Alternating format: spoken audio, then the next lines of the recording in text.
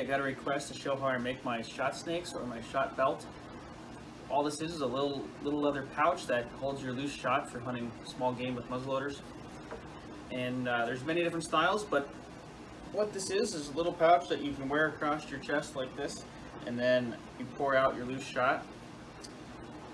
So it's handy, it's in the front all the time, you don't have to dig through your game pouch for it. So I'm going to show you how I made this one, and let's get started. Okay, so a few things before we get started, some tools you might need. Well, first of all, you're going to need your material, and this here is about a 6-ounce holster leather. This one is a little on the stiff side, but I found that it made a really nice shape and it held its structure very well. You can use something a little lighter, like a 4 to 5 ounce oil tan leather. I made a couple out of something more like that. I found that with this style, they were a little bit floppy, so that's why I chose to use this. Just adds a little bit more rigidity to it, and I really like how that turned out. Now, as far as actual 18th century shot belts, there are several different styles. I will show you a couple images. I did find one that looked like it was sewn more in a tube like this one, and there are several others where they're just sewn flat together. I haven't really liked that style because they tend to stick flat, especially when they're more empty. When they're full of shot, they work pretty good, but otherwise, if they're getting low, they tend to kind of pinch themselves shut if you have them stitched on the edges. So that's why I like this style. It holds its shape a little better and it pours very, very nicely. So you need your leather. You need something to cut your leather out, whether it's scissors, a knife. This is a little optional. If you're using something lighter, you might not need it, but these are leather edgers. They cut off the edge, makes a nicer, rounder look. And then some leather rub and some dye. If you wish, you don't have to do it, but it does make a nicer product when using the stiffer leather. Something to make holes. This is an awl. You can use something like that. You can use a punch like this, or you can use an individual punch. Basically anything you can get holes in it with. But the key is to making the holes on both sides even so that you don't get it spaced out, and then your sewing will be a little bit crooked and you'll have a hard time getting your needle through, so you'll need a good needle. I use a very large leather needle and some thread. I prefer the waxed linen thread. The waxed thread really helps hold your stitches together, especially when you're sewing by hand. It might not be as tight, but with this stuff you can pull tight and it will hold. Okay, so one more thing you're going to need is something for the end of your shot belt. Now you can see on this one, I have this fancy brass spout on it. A friend of mine actually turned this on a lathe for me as a gift. You can buy charger heads from like Dixie Gun Works. There's an Irish style and an English style. In my opinion, the Irish style is a little more accurate for the 18th century. Only thing that's different is in the 18th century, they don't seem to have the little side push stopper where you can push the side and it stops the flow of BBs. As far as I can tell, the originals didn't have that. I don't see them on any images, but I believe they are closer. The English style that they're selling on like Track the Wolf and Dixie Gun Works have a little lever on them, and when you push the one, it opens up for the shot to flow through and stops off the rest. Those seem to be more accurate for like the 1800s, but not the 18th century as far as I can tell. But what I'm going to do, because those spouts are very expensive, they're $70. So that's just for the spout if you want to buy one from Dixie Gun Works or something like that. If you want to go ahead, that's up to you. I just didn't want to spend the money. So what I'm going to use today to show you guys something that you can use that's a little more simple, but will get the job done, is just a little copper pipe. So this is what we're going to use. This is a, let me measure quick. Yeah, this is a 5/8 outside diameter copper pipe. Okay, so once you got the leather that you're going to use, I found that using that copper pipe as a stopper, that a perfect size for this is 3 3/4 width. So you want 3 3/4, and I chose to make it a foot long. My tape measure is broken, so I'm not going off of the end, so it's 12 inches long. And the first thing you want to do, if you're using something stiffer, and if you decide to, you don't have to, is to take my leather edger and round over the edge. I prefer to do this on any kind of stiffer leather that I have. Okay, so the next step is going to be getting the holes punched on either side, and this is going to be sewn around in a tube shape. So this one is a little bit stiff, so what I prefer to do is just kind of start folding it in half, and that'll kind of start giving you a little bit more of a natural shape, so that when you go to stitch it, it won't be quite as hard to sew. But we need to get holes, so you can use an awl like this, a punch. So because we're sewing this in a tube, this is going to be a little bit different than I usually like to stitch leather. We're going to have to do what's called a running stitch. So I put a knot in the end of this one.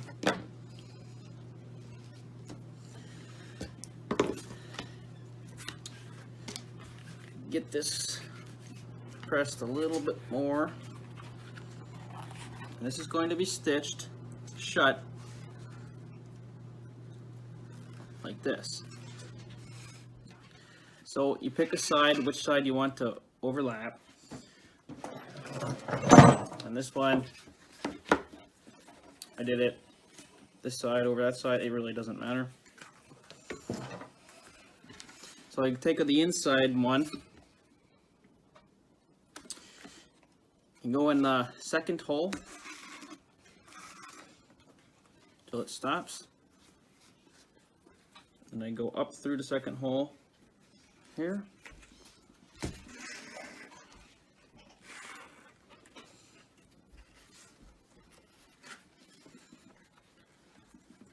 Kind of fold it over. This is a little tricky to get started. Then I go back through the first hole.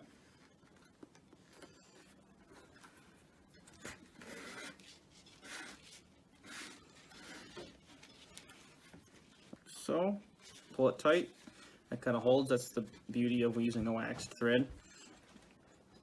Then I'll go back through the second hole.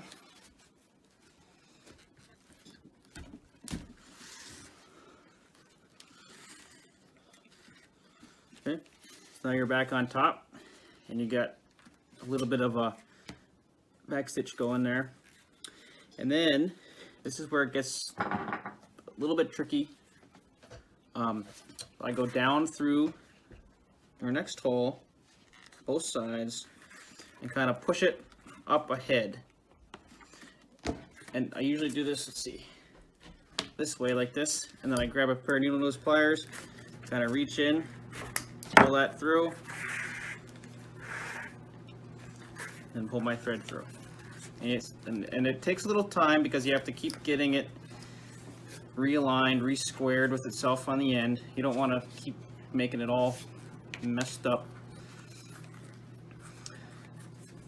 Give it a little bit of tug, and then you have to come back up through the next hole.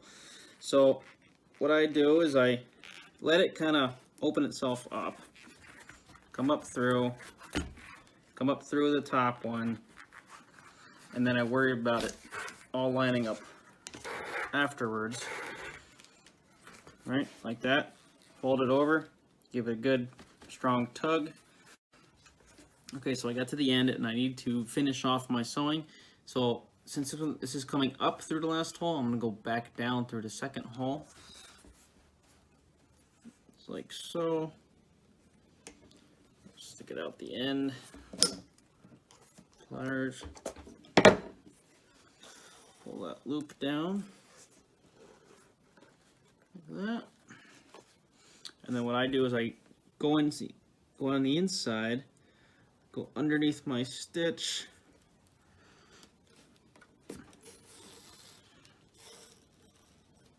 start pulling through, and then go back through that loop, make a knot, and then I'll pull it down tight. And I usually do it at least twice. Okay, for the back end of the belt, the strap will stick on the inside and get stitched across. Then I'll stitch it shut and makes a nicer finish on the end for your strap. Okay, so I'll take my scrap, I'll put it underneath like this, and I'll take my awl, press down hard, right through everything.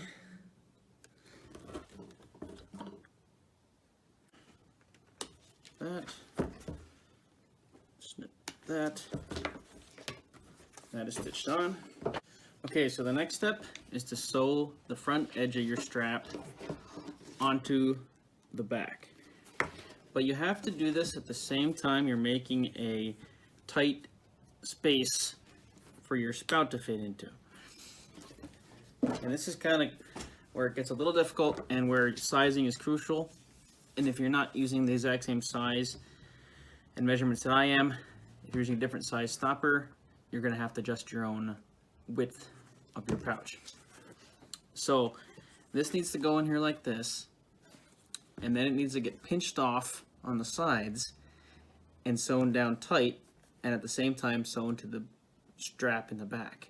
So what I usually do is I wet this leather. That helps me form it a little bit, and it gets a better crease on there that I can stitch through. Okay, so since this is holster leather, this will take a wet forming. So I wet the end, and I stick my stopper in there, and then I pinch these sides. And what you're trying to do is make a spot kind of even on both sides that you can stitch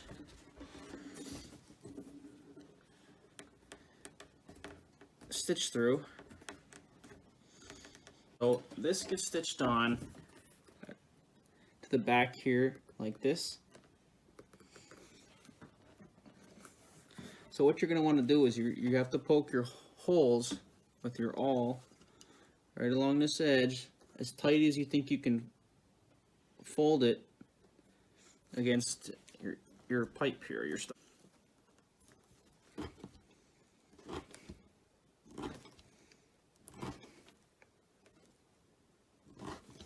Okay, so I'm going to start sewing on this side here, but a trick I found to really help is if you take some thread on this side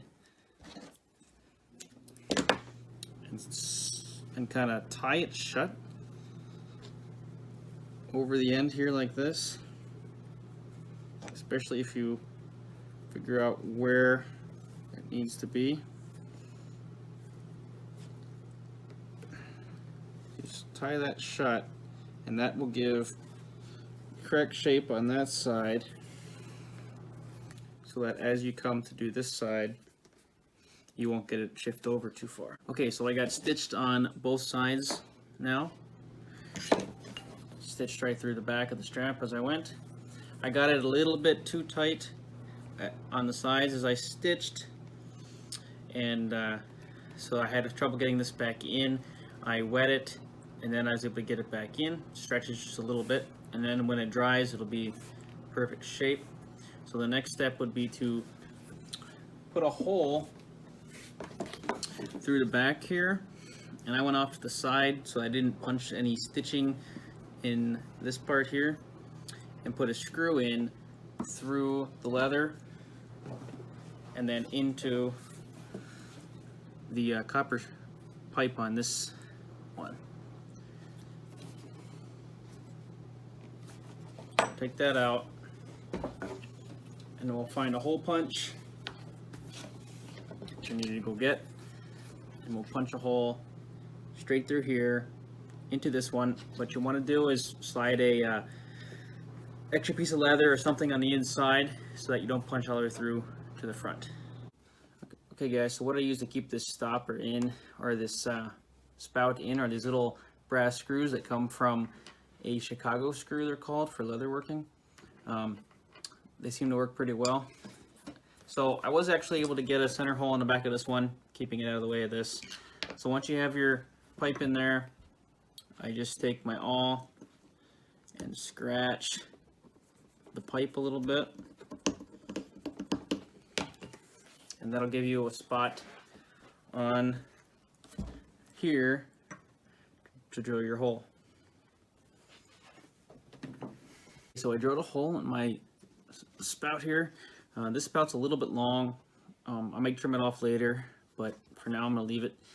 But the hole I drilled is a 9/64, and I find that that hole is the perfect size for these brass screws, and they will kind of tap themselves into the hole without having to thread them or anything.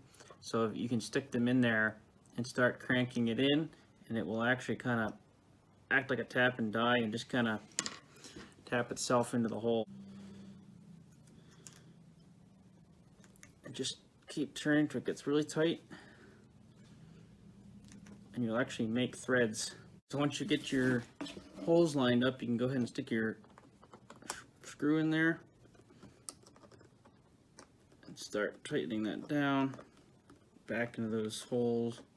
Okay, so after you get that in there, yeah, like I said, this one's a little bit long, but I think I'll probably trim it off just a little bit, ½ inch, ¼ inch, and then you can just whittle yourself a little wood stopper or something and stick it in there. And then to use as a measure, you can get commercial measures, or you can use the same measure you use for your powder measure. That's called a square load. You figure something out for yourself, just like that. And then the next step would be to put on your buckle. I actually don't have the buckle for this one, so can't really show you, but very simple. Just cut a little slot. You can use 2 slits with a knife, punch a hole in the end, or you can use a oblong punch. That's what I use. And then just poke holes, stitch on your buckle. Very simple. The last step would be to oil it or dye it, however you want it to be. Unfortunately, I got this end a little bit crinkled because this got so tight and I couldn't quite get it in there very good. So as I was pushing, it kind of mushed over there. Something that kind of went a little better in the last couple I made.